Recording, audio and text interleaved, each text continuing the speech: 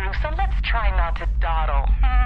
You know you're playing a truly awful game when, after just one mission, you're wondering what on earth possessed you to buy the thing in the first place. Maybe it was the lure of a story-driven 4-player co-op campaign, or the promise of classic capture the flag and deathmatch multiplayer. Or perhaps there was simply a vast hole in your life that only a generic third-person shooter could fill. Regardless, if by the time you reach the second mission you're praying for your Xbox to spontaneously combust, just so you're absolutely sure that the game never graces your television again, chances are that you've picked up a lemon. And my word is Scourge Outbreak a big, fat, awful lemon. That much is clear upon hearing the characters start talking. Oh, how you wish they would stop. Each of their lines is delivered with the conviction of an apathetic brick. It seems the Scourge is slowly making its way to the surface. The sooner we stop Alpha and get out of here, the better. But given the dialogue and story the voice actors had to work with, it's hardly surprising. Scourge Outbreak's story ploughs the very depths of hackneyed sci-fi, dredges up some drivel, and then coats it in a thick layer of macho tedium. Ironic, no? A convicted mass murderer clearing his name by... You and I both know. What we know isn't the issue, Major.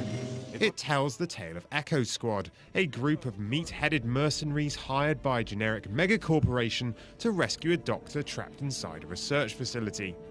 Or maybe it's a scientist trapped in a prison.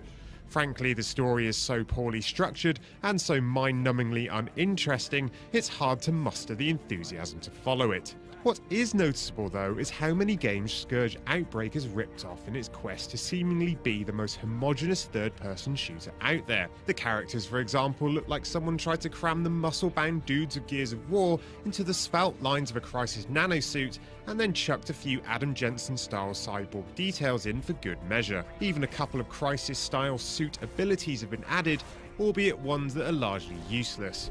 The suit, known as an Ambrosia suit, yes, really, lets you create a temporary shield or create a shockwave for killing multiple enemies. The problem is that neither the shield nor the shockwave offers any real advantage over simply hunkering down behind some cover and letting rip a few rounds. Not that firing weapons is that much more entertaining. The selection offer mirrors what you'd find in Gears of War, but is styled like the futuristic fare from the Mass Effect series. There's a standard rifle, an enemy rifle, a shotgun, a sniper rifle, and a few wildcards like a Gatling gun. Trouble is, not one of them is at all satisfying to use. The spray from each weapon is so imprecise, particularly the shotgun, that even at close range you're lucky to land one bullet, let alone enough to take down an enemy. Plus, the paltry weapon sounds and complete lack of heft and power to each shot make matters worse. Then there are the enemies, who are powered by an AI so terrible that they leap headfirst into shotgun fire without a care in the world. Or they run around like headless chickens trying to find cover, but fail miserably and duck in and out of it like overactive jack-in-the-boxes. At this point, you're probably hoping for something, anything that might make this game enjoyable. Instead, you're saddled with missions that are little more than point A to B affairs, with a bit of dodgy dialogue thrown in along the way.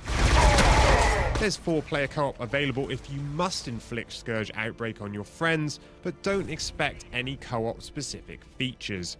It's the exact same campaign that makes you want to smash a controller into your face after just 5 minutes. Frankly, it's a mystery that this game exists at all. Not only is Scourge Outbreak neither unique nor slickly produced, but it's fundamentally flawed in all the key areas that a great shooter needs to excel. It somehow even manages to make the Unreal Engine look like a pop-in fest full of awful repetitive textures and jaggies worthy of the original PlayStation. There's simply no place in the world for a lemon of this magnitude. Let's finish this. Dismissed.